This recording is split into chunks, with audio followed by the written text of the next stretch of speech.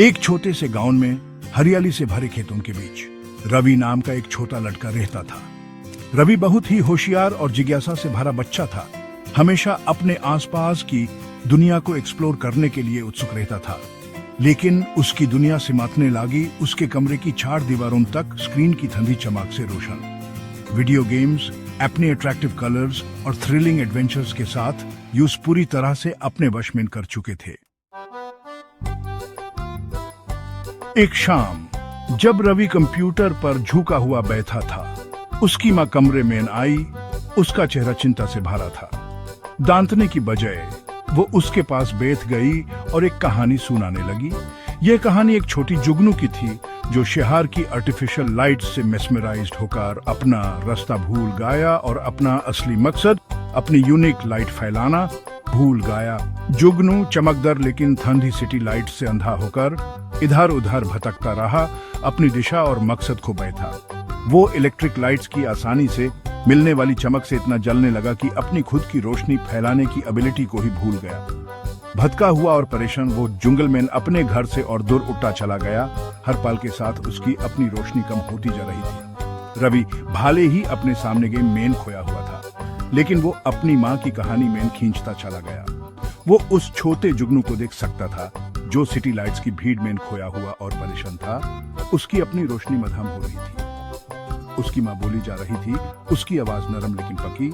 रवि मेरे प्यारे बेटे, तुम उस छोटे जुगनू की तरह हो। तुम वर्चुअल वर्ल्ड की आर्टिफिशियल लाइट्स के पीछे इतना भाग रहे हो कि तुम अपने अंदर की चमक को भूल रहे हो। उसकी बातों ने रवि के दिल में घर कर लिया। उसने गेम पॉज कर दिया। उसकी आंखों में डॉप्ट की एक झलक दिखाई दी।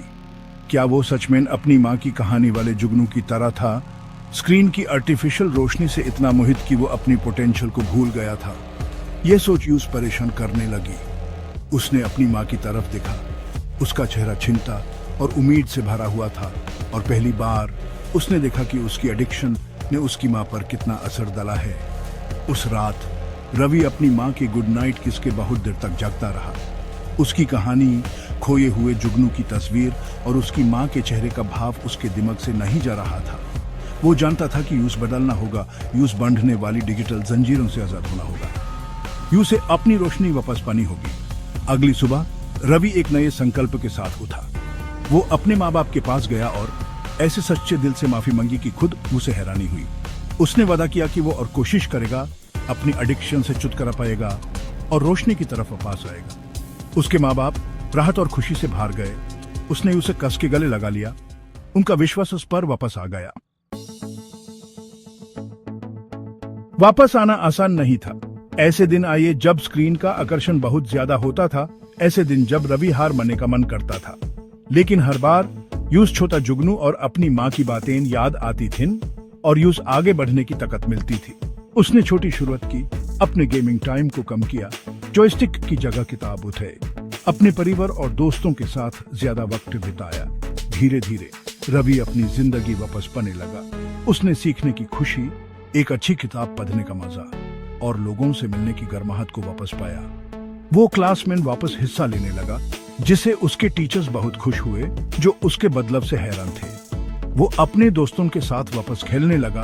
पुरानी दोस्ती वापस जाग उठी। रवि की कहानी हम सबको याद दिलाती है कि हम सबके अंदर एक रोशनी है, एक यूनिक पोटेंशियल जो बाहर आने का इंतजार कर रही है। लेकिन उस छोटे जुगनू की तरह हम भी खो सकते हैं।